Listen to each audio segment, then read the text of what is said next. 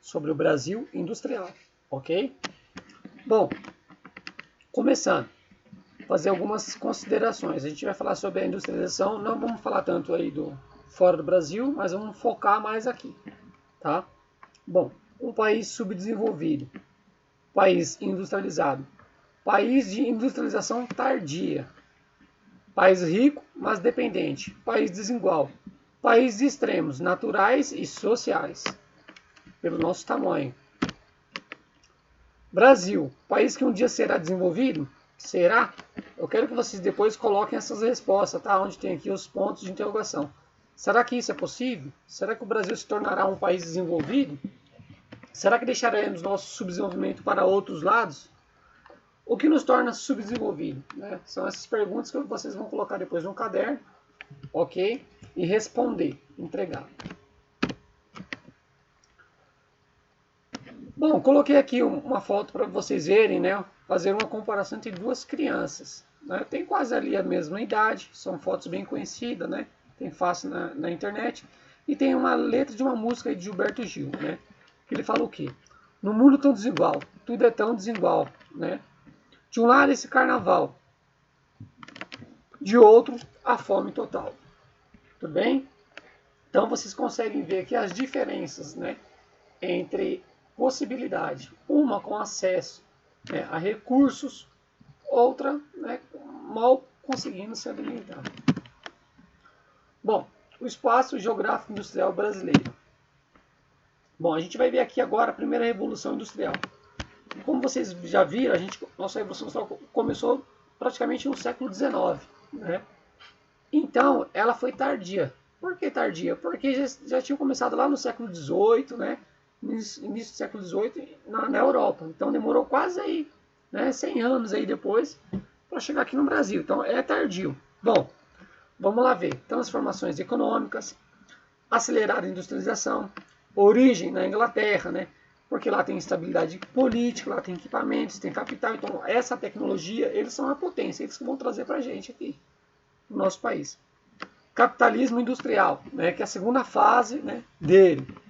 Força mecânica, produção, tear mecânico, máquina a vapor, como vocês podem ver aqui na fotinha, né? A moça aqui também fazendo o tear, né?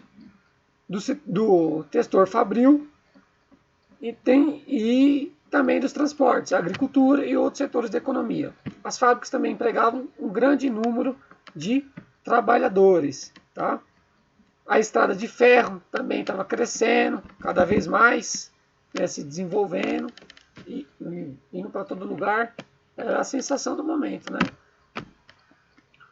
Segunda revolução industrial são esses equipamentos. Muitos até conhecem, né? Um pouco deles, relógio, rádio, a própria televisão. Tá aí o ano delas, né? Que elas foram trazidas para cá. E a população foi tendo acesso. Lembrando, a gente foi tendo acesso a algumas coisas, mas observe onde elas foram produzidas, né? Essa é a questão. Então, quem produz é que tem ali toda a questão tecnológica de ponta. Então, não somos nós, não porque veio para cá que tem aqui. Que fomos nós que produzimos. Então, foi produzido lá fora. Então, eles que detêm esse domínio da técnica, né? Ok? Bom, com todos esses produtos, né, diferente um do outro, vai ter vários sistemas de trabalho diferentes. Né? A gente vai conhecer alguns aí. Um deles aqui é o Taylorismo. Vamos ver o que é Taylorismo. Um engenheiro americano chamado Taylor desenvolveu a organização científica do trabalho. Qual que é o objetivo? Né? Elevar ao máximo a produtividade das fábricas. Ou seja, produzir muito mais, né, em pouco tempo. Os seus métodos provocaram mudanças significativas nos processos industriais. As tarefas dos operários deveriam ser simplificadas ao máximo, de modo que seu grau de dificuldade fosse o mínimo possível. O fluxo de produção deveria ser dividido e subdividido, até que cada trabalhador só realizasse uma ínfime parte do processo como um todo. Os operários não deveriam perder tempo pensando sobre o que faziam. Lembra, pessoal, que eu já comentei com vocês, né? Um cara que vai produzir um sapato, por exemplo, antigamente ele fazia todo o processo sozinho, Agora não, cada um faz uma parte, um faz um cardápio, outro faz a sola, outro une tudo, ok? Então, ele não vai ficar perdendo tempo meditando sobre o que ele está fazendo, ele não vai produzir a técnica, né? Ele vai fazer um trabalho repetitivo e rápido. Outro modelo de produção é o Fordismo, né? Vamos ver quem é Ford, né? Ford criou as linhas de montagem na sua fábrica de automóveis. Tem o carro Ford? Exato, é o próprio. As mudanças introduzidas por Ford visavam a produção de série de um produto, o Ford modelo T, para consumo de massa, ou seja, para a grande maioria das pessoas, né? Para que todos pudessem ter acesso. Bom, significava renda e tempo de lazer suficientes para o trabalhador suprir todas as suas necessidades básicas e até adquirir um dos automóveis produzidos na empresa. Então, eles queriam fazer uma coisa, produzir muito rápido, né? E para que mais pessoas pudessem ter acesso. E se ele está produzindo muito, ele conseguiria baratear esse produto, para que mais pessoas tivessem como ter acesso a esse bem, a esse produto. Tudo bom? Bom, iniciou-se então a era do consumismo, que todo mundo conhece até hoje. O que é o consumismo? É a produção em massa para um consumo em massa. Então vamos fazer produto porque tem uma demanda que vai querer esse produto. Então a gente vai estimular um determinado produto, né, que é bom, que é para as famílias utilizarem, e vai ser um desejo de todo mundo. Todo mundo vai trabalhar querendo aquele produto, vai gerar mais trabalho, vai gerar mais riqueza e vão estar sempre querendo produzir novos produtos para essa produção em massa nunca parar. Porque a tendência dela é só crescer, assim como é hoje, né? Nunca parou de crescer. Bom, processo de industrialização brasileira. A primeira fase foi de 1808 a 1829, né? Um surto pequeno e insuficiente ainda. Que período que é esse? Né? Vamos lá. Esse período, né, tem a ver aí com no tempo aí de Dom João VI, né, que foi a abertura dos portos, das fábricas, ok, no Brasil, mas no Brasil ainda havia muita questão de levar muito material para fora, né? Ou seja, não se desenvolver a questão interna. Então, o negócio nosso era mais o quê? A matéria-prima, né? Não desenvolver o produto, mas proporcionar a matéria-prima. Bom, quais foram os fatores, né, que contribuíram para o fraco desempenho da indústria? Né? Mercado interno muito pequeno, ou seja, limitado pela escravatura. Aqui não havia um consumo muito grande, então o consumo lá fora, sim, lembra que eu falei do consumismo lá fora, lá está em alta. Né? O desinteresse das elites nacionais, cuja maior preocupação era continuar tendo grandes lucros com a agricultura exportadora. Então, dá mais lucro você vender para fora do que vender para o seu mercado interno. Ok? Bom, outra questão é a dificuldade de manter bens de produção, máquinas, equipamento e peças de reposição. Né? Por exemplo, a Inglaterra vai lá produzir um carro, né? Vamos dar um exemplo. Eles têm lá todo o maquinário, tem todas as peças disponíveis, o pessoal que sabiam trabalhar com aquilo, então é muito mais barato e vantajoso fazer lá do que fazer aqui. Então aqui eles vão pegar matéria-prima, não é interessante. Certo? Outra questão é o café. Né? O café, nesse período aqui, ele é muito alto no Brasil. O café ele é o que está que produz muito e tem também uma população, né, que faz serviço, mas que é uma população também escrava. Né? Escrava, temos que lembrar disso, que a escravidão nesse período ainda existia no Brasil. Lembrando que o Brasil foi um dos últimos países aí a abolir a escravidão, ok? Isso aí fica para uma outra aula aí que a gente vai aprofundar mais isso. Bom, a infraestrutura instalada para o escoamento do café, ferrovias e portos, Santos, principalmente aqui a questão Santos, Jundiaí, né? Que ela é bem conhecida, bem pertinho da gente aqui, inclusive. Bom, a chegada de imigrantes, né? Por isso que eu mencionei a escravidão, ela vai começar após 1888, que é o final da escravidão, tá? Bom, essa chegada de imigrantes vai trazer uma mão de obra especializada. Ó, pessoal, isso aqui é importante entender, tá? O que é essa mão de obra especializada? Lembra que eu falei que na Europa lá eles tinham acesso, tinham fábricas, sabiam fazer diversas coisas diferentes? Então, essa é a mão de obra especializada. Então, eles sabiam fazer coisas que os trabalhadores aqui, que boa parte aí, a maior parte era escravos aí, não tinham domínio disso. Ok? Então, esse trabalhador vai ser mais valorizado. Bom, aí a chegada, né, de vários imigrantes, como vocês podem ver, né, então vai ter o crescimento de fábricas, vai começar a aumentar muito, né? Bom, ó, então temos aí muitos habitantes que vão sair do campo e vão começar a vir para a cidade, que é o operariado urbano brasileiro, que vai começar. Nesse período, as leis não garantiam justiça de trabalho dos trabalhadores em gerais. Então, pessoal, é importante lembrar, nessa época aí, no sindicato, essas coisas, os direitos trabalhistas, você pode trabalhar 8 horas ou 12, tem direito a vale transporte, não tinha, não é assim, tá? Era oferta, procura e, como tinha muita gente, né, normalmente eles eram muito explorados. Bom, nas fábricas vigoravam o quê? Péssimas condições de trabalho e de vida, né? Essas contradições, né, faziam com que as pessoas trabalhassem quase como um modelo escravista, né? Que a pessoa ainda estava quase querendo tratar o cara como um escravo, sendo que já não havia mais escravidão. Ele estava ali, tinha sido abolido, ok? Bom, se você vai tratar essas pessoas como escravo, provavelmente, então, você vai fazê-las morarem, né, e de forma muito precária. É o que vai acontecer aí, como o surgimento aí das favelas, né? Estamos dando um exemplo aí do Rio e de São Paulo, né? O que é isso? Você pegar essas pessoas, colocar para morar perto, né, dos centros urbanos, que são esses centros urbanos, são onde tem as fábricas. Então você vai ter várias famílias indo morar nesses morros, né? Próximo, que são o surgimento aí das favelas. Para quem conhece, né, e fala aí, na favela não tem trabalhador, então aqui é um bom modelo de contestar isso, né? Por quê? Se temos aqui vários trabalhadores, né, das fábricas, foram morar ali por quê? Porque trabalhavam próximo, né? São trabalhadores, né? Grande maioria são sim. Então é um equívoco quando falam isso. Tudo bem? Bom, segunda fase.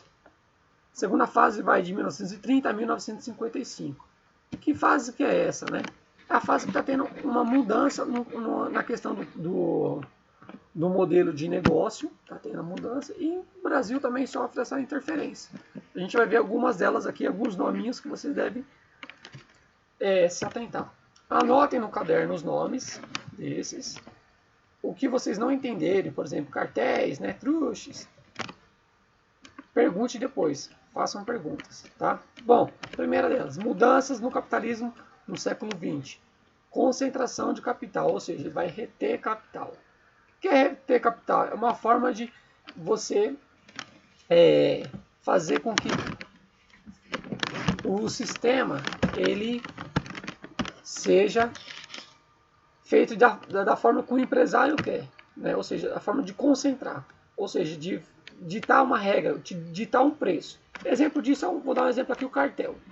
Né? Você vai ter lá, vamos supor aqui, posto de gasolina. Eu tenho um posto de gasolina, coloquei lá a gasolina, R$4. Tem um que quer vender mais barato, para vender mais. Aí eles vão fazer, não, você não vai vender mais barato, por quê? Vai baixar o preço, vai todo mundo querer aí, não é? Vai cair nossos preços, nós vamos aumentar todo mundo R$4. Isso é uma forma de cartel, ok? Bom, isso tudo, né, é gerado no capitalismo financeiro, ou seja, essa ideia de bolsa de valores, né, de investir, ok? De especular financeiramente. Isso tudo vai ter a forma de organização do trabalho, que é o taylorismo, produção, né, eliminação da concorrência. Esses cartéis, né, vão eliminar os concorrentes. Então vai ter a indústria, atividades econômicas, serviços, né, indústria e bancos. Essa eliminação de concorrência, pessoal, é bem simples de entender, né? Vou dar um exemplo aí, grandes bebidas, né, de refrigerante, um exemplo. Elas, quando começa alguma outra empresa a crescer, elas vão e compram a empresa e pronto. Né? Ou seja, elas se mantêm com a sua autonomia muito grande. São poucas empresas que conseguem sobreviver no mercado onde tem esses grandes, essas multinacionais que dominam o mercado. Bom, essa segunda fase, né, da Revolução Industrial nacionalista, nossa, né, brasileira, a gente vai sofrer um impacto. Que impacto é esse? Com a crise de 1929. Uma crise mundial, né, que afetou toda a cadeia de negócios, inclusive o Brasil, vai afetar muito o Brasil, principalmente a questão do café. Tá? Bom, a política nacionalista de Getúlio Vargas, de 1930 a 45, né, é caracterizada pela intervenção do Estado na economia, transformando em agente fomentador da industrialização o Estado brasileiro. Realizou pesados investimentos que modernizaram a infraestrutura e multiplicaram a indústria de base. Bom, por que eu pulei, né, essa parte aqui já? Que é para vocês entenderem que nesse período de Vargas, por que fala nacionalista? Vargas, quando nacionalista, significa a ideia do Brasil. Quando o pessoal fala, o petróleo é nosso, toda aquela ideia, né, de nacionalismo, veio desse período aí. Ou seja, de valorizar o Brasil, de valorizar as empresas do Brasil, construir estrada, construir empresas, né, de trabalho, carteira de trabalho, direitos trabalhistas. Vai ter muita coisa importante aí nesse período, tá? Que é um assunto muito importante da gente estudar e conhecer. Alguns ainda têm até muita saudade de Getúlio Vargas, né? Pode ser que muitos avós de algumas pessoas conheçam esse período, né? Tenham vivido nesse período, ok? Bom, processo de industrialização brasileira, que é a terceira e última fase, né? Que vai de 1956 a 1990, que é o tripé econômico, capitais estatais, nacionais e transnacionais. Bom, o que é capitais estatais? Estatais são aquelas brasileiras. Essas que um exemplo que o Getúlio Vargas fez, né? Como estatal, vou dar um exemplo, a Petrobras, Correio, são empresas nacionais e transnacionais. Empresas que são de fora, né? Vou dar um exemplo aí, Volkswagen, né? Empresas grandes que não pertencem a gente. Bom, aqui vocês vão fazer o quê? Vocês vão observar também esse período, né? Anotem isso para não esquecer, tá? Normalmente muita gente confunde esses termos. Bom, por exemplo, o termo multinacional foi abandonado por não ser preciso, pois, embora uma empresa possa se instalar em muitos países simultaneamente, ela tem uma origem. E o prefixo multi não transmite essa ideia. Né? Ou seja, não existe uma coisa multinacional, ela não pertence a todo lugar ao mesmo tempo. Né? Então é mais esse nome aqui, ó, transnacional, é o mais adequado, pois afirma o caráter internacional da empresa e deixa claro que transpôs o limite do seu país de origem. Né? Vou dar um exemplo novamente aí, a questão da Alemanha, né? A Volkswagen. Né? Então ela tem em todo o planeta, né? Mas ela tem a sua origem, né, na Alemanha. Então é uma transnacional. Vai além do seu país. Bom, essas transnacionais elas vão ir para outros países por quê? Por causa de incentivos. Exemplo disso, né, vamos dar aqui no Brasil, é a Zona Franca de Manaus. O que é a Zona Franca de Manaus? Né, é um lugar, um complexo industrial aí, onde eles vão fazer com que a isenção de imposto, né, sobre importação de máquina, matéria-prima, né, montar isenção de vários produtos. Então, é interessante ter uma zona dessa. O Brasil, logicamente, possibilitou um local como esse para incentivar a vinda de várias empresas para cá, que foi o que aconteceu. Tá? Muitas empresas vieram para cá, né, se desenvolveram, construíram, ainda existem muitas empresas nesse local. Tá? É um complexo regional muito importante para o Brasil. Só que teve consequências, né, pessoal? Muitas consequências aí também negativas. Ok? Bom, o processo de industrialização brasileira. Quarta fase, que é de 1990 até hoje, que é a globalização, que é essa ideia, né, da tecnologia, que também estamos atrás, como antigamente a questão das máquinas, ainda também nesse processo de globalização, estamos muito atrás. Como a gente pode perceber isso? Essa questão da aula online, né, pessoal? Vocês podem ver que nem todo mundo vai ter acesso a esses conteúdos, nem todo mundo vai ter acesso a celulares, a computador, né? Vai ser desigual. Por exemplo, o Enem, para quem vai prestar o terceiro ano, já não vai ser tão igual para todos. Né? Com pessoas que conseguem ter um acesso, conseguem visualizar, ter mais tempo, né? Às vezes não tem que dividir equipamento com outros irmãos, né? Tem um horário maior, né? Aí você consegue perceber que essa globalização aqui, ela não é tão globalizada até nos dias de hoje. Tudo bem? Bom, Brasil aqui, como vocês estão vendo, é um país emergente, ou seja, que ainda está em crescimento, não se desenvolveu completamente, porque se tivesse desenvolvido, né, não seria um país emergente. Então teria maiores condições, tá, a todos. Por mais que seja um país rico, né, esteja bem economicamente, com recursos ali, mas ele não é totalmente igual para todos, né? Ele tem muitas diferenças ainda. Então, por isso a gente coloca como um país emergente. Tudo bem? Bom, vocês vão fazer o quê? Anotar as principais ideias que vocês entenderam, tá? Voltem lá o vídeo, copiem algumas coisas que não compreendeu direito. Pega o caderno e coloque aí no caderno de vocês os principais pontos, né? Mas faça uma meditação também sobre isso. Pensando no que entendeu, né? essas divisões, esses tempos cronológicos, e vocês vão acabar percebendo também que o Brasil está sempre um pouquinho atrás de outros, né? Quando a gente começa a dominar uma certa tecnologia, eles já estão em outras. Nunca estamos na ponta. Isso tem consequência. Estamos sempre atrás, sempre atrás. Ok? Então fica essa reflexão aí. Até mais, até a próxima aula.